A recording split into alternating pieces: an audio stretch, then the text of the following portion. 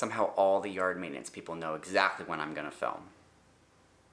Hey everyone, welcome back to Reissued. If you're new here, my name is Andrew. Today we are back with another episode of DIY Diagnosis, the series here on my channel where I hit the thrift store, document some of the most interesting and possibly questionable finds, and share with you my ideas for making those items look amazing in a space. Sometimes it's a paint job, sometimes it's a styling choice, sometimes it's a complete deconstruction. This time I found some interesting options for artwork, some cool lighting, and a lot of awesome furniture, including 2 vintage gun cabinets. I, for one, don't necessarily need a gun cabinet, so I have some cool ideas for how to transform those. If you want to see more videos like this, let me and YouTube know by hitting the like button. Also, be sure to subscribe so that you don't miss out on future content like this. And also, I have done several videos like this before, so I'm going to go ahead and drop them into a DIY Diagnosis playlist so that you can check them out if you haven't already. We have a lot to cover today, so let's jump on in. Okay, so let's start out with our artwork category. I found these 2 white screen panels at Goodwill for $13 each. These do still appear to be in their original packaging, so this is definitely a mass manufactured product. It's not like this is like a one-off vintage find. However, I think that the shapes on this are really cool. I'm not loving the distressed white paint job, but I think that if we were to spray these in a really glossy black or cream enamel, these would look really cool. Maybe to hang over a window to add a little bit of privacy, but still to let some light in, or just to hang on the wall. Clearly, I am on a mission in my decorating life to eradicate all wall space. I just don't really love the texture of drywall, so if we can find cool ways to fill that space that isn't always artwork, I think a screen like this adds really nice texture and a little bit of pattern without it looking like more art, right? Moving on to a general category that I know I see a lot at the thrift store. Raise your hand if you see it too. I'm gonna call this the Hobby Lobby art. I think we've all seen it has like the wood frame around and then some sort of like seasonal message, like inspirational saying, something that is maybe cute but pretty mass produced and generic. These are generally priced anywhere between 50 cents and $10, and they tend to hang around a while in the thrift store, so if you're at Goodwill, you can often get them for 50% off.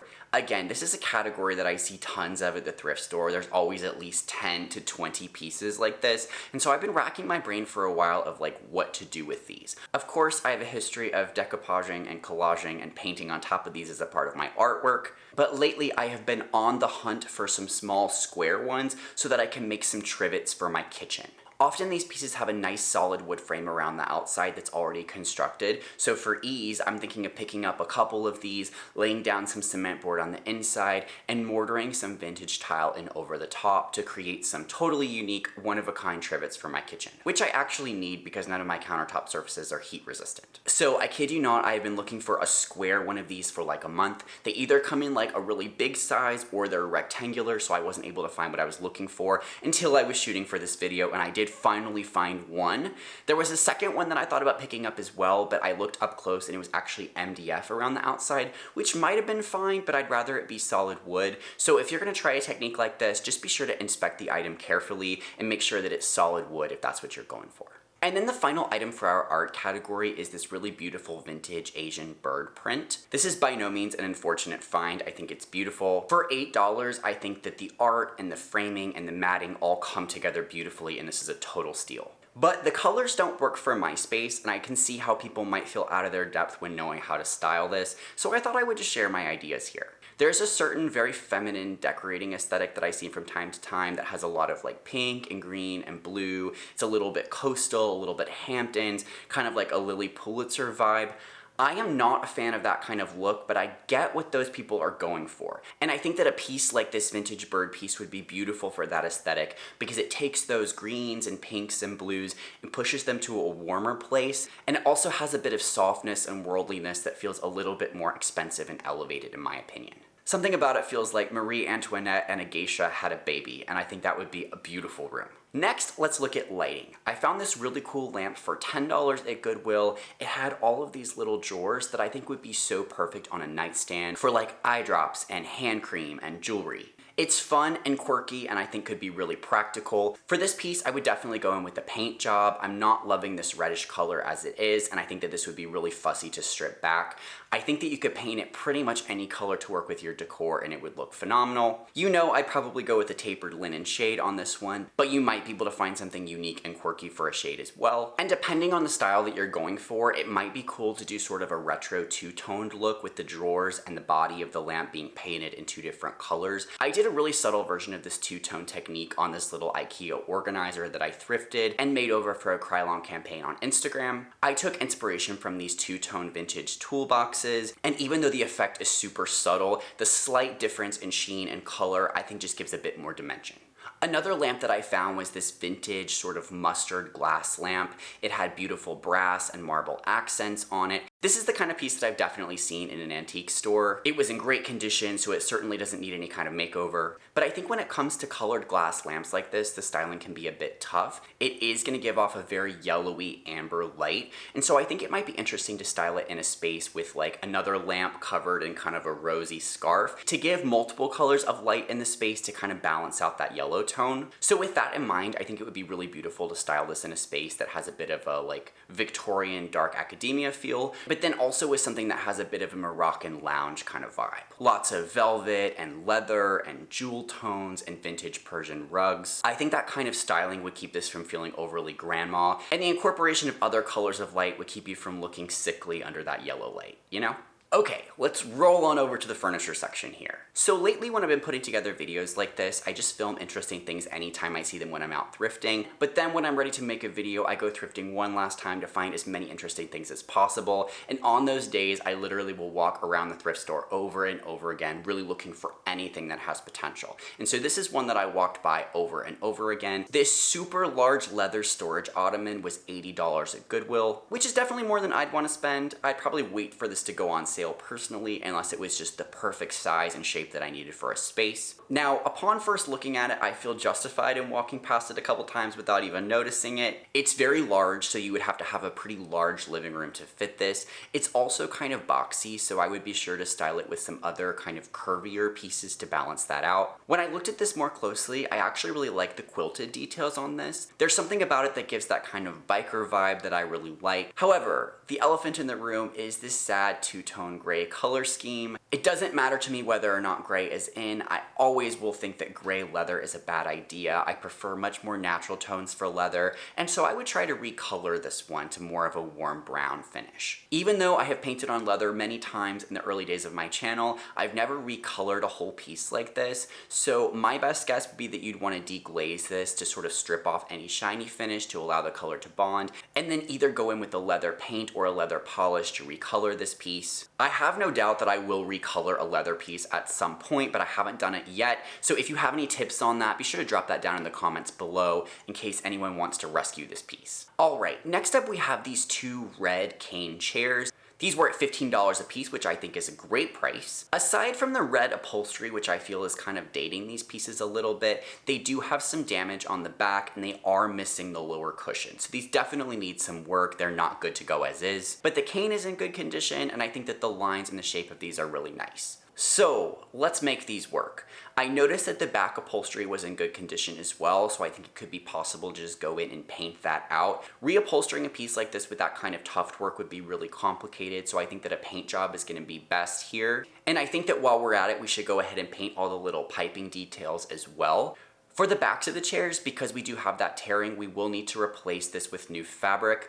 I'm thinking that sort of a brocade kind of look would be really pretty on the back here, and then to make a matching cushion to go in the seat as well. I've never tried this before, but my strategy for reupholstering the back would be to cut a piece of fabric to size with a little bit of extra so that it could roll under, and then carefully pin that into place and hand stitch right along the piping on the edges so that your stitches are concealed right along the edge of that piping, and so that the fabric would be nicely stretched and evenly distributed across the back. Has anyone tried this before? I want to give it a try at some point. And then for the new cushion, I would pick up some foam at the fabric store if I was desperate. I would definitely try to source some pillows or cushions at the thrift store first. But yeah, I'm visualizing the back of the chair being painted in kind of a blushy color, and then adding in that beautiful pattern brocade on the back and in the seat to tie everything together. I think this would go really well in my geisha / Marie Antoinette room. Somebody please make this room happen.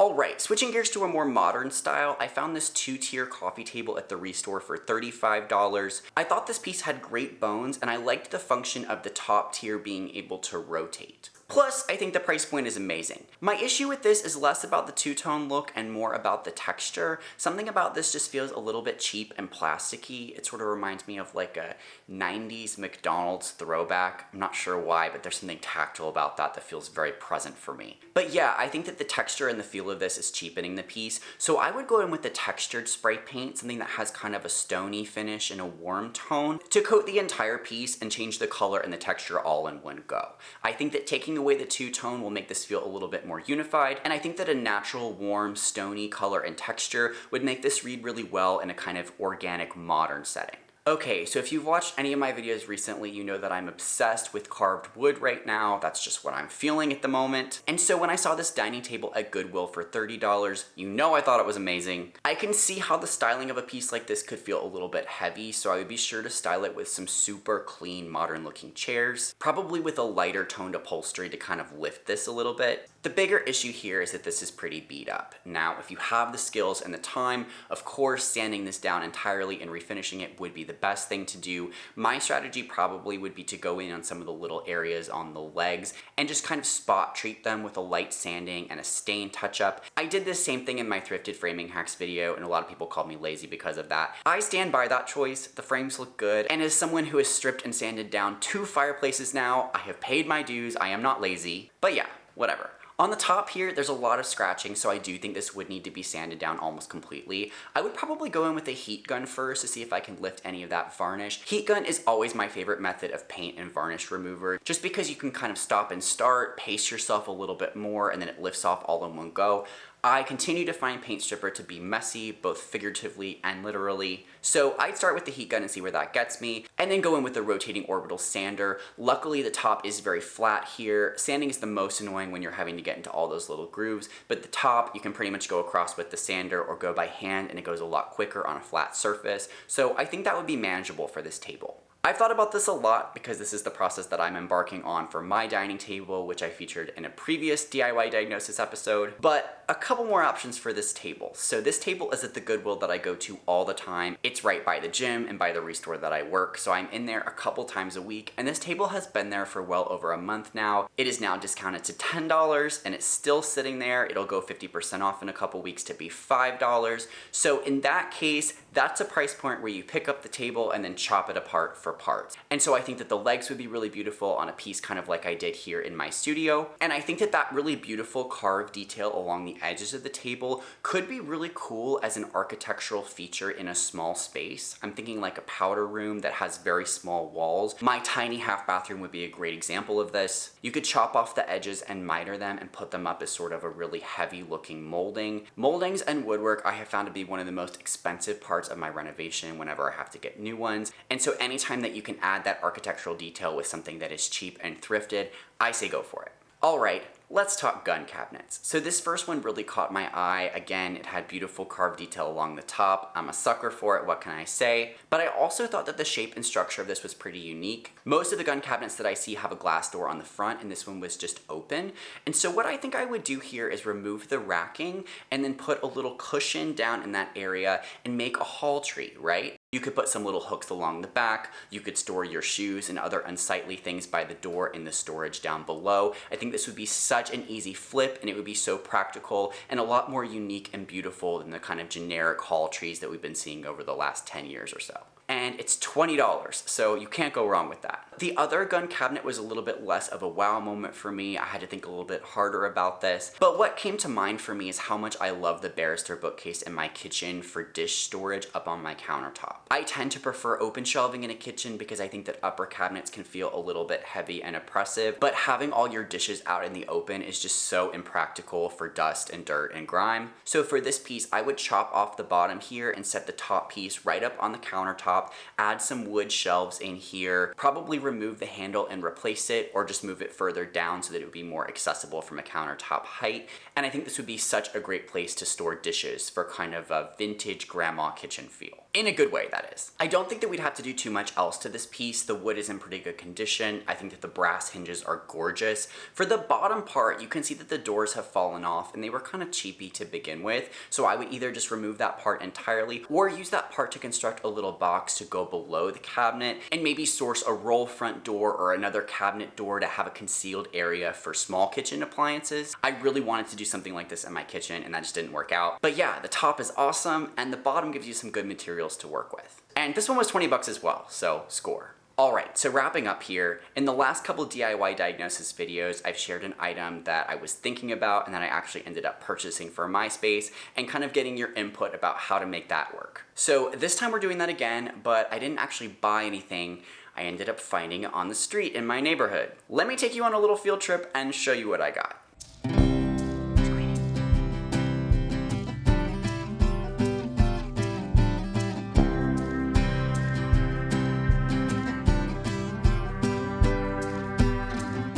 Okay, so there's a bunch of furniture out on the street, down the street from my house. I think someone moved out, and so there were a lot of furniture pieces, but everything was kind of piled on. Nothing was really in very good condition, so we were kind of just looking for parts more than anything else. Let me show you what I picked up. Okay, so I got a couple different kinds of drawers. This one came off of like an entertainment cabinet kind of wardrobe thing. And same for these ones. They're just really simple with the little curved cutout there. And then I got two of these ones here. These were in a dresser, I believe, and I thought kind of the hardware was cool, and then also the detailing with this little kind of inset groove detail. I thought those were really nice. I'm thinking that one or a combination of these would be good to build my little dry bar area for the bathroom. I've been searching everywhere for a piece to go there. I really want something that looks like a piece of furniture, but I've just been coming up short, so we might have to make something out of these. And then I also picked up this coat rack. I actually have a very similar one that I got at the REISSUED that I actually use as a coat rack. This one's not quite as nice and it also is quite damaged, but there is just one piece here, this little curved piece here, that I'm wondering how this would be in the kitchen. I have a hook there that I don't really like very much and I've been looking for a vintage hook. How do we think it would be to just hang this on the wall and to have that little tapestry hanging from this instead? I'm not sure that any of these are things that I would have picked up if I'd seen them in the thrift store, but since they were down the street for free, I thought, what the heck, let's give it a try, and hopefully I can get some use out of these because they were going in the trash anyway. So yeah, hopefully we can make them work. Alright everybody, thank you so much for joining me for another episode of DIY Diagnosis. Feel free to like, subscribe, you know the drill. Thanks for watching, I'll see you guys soon.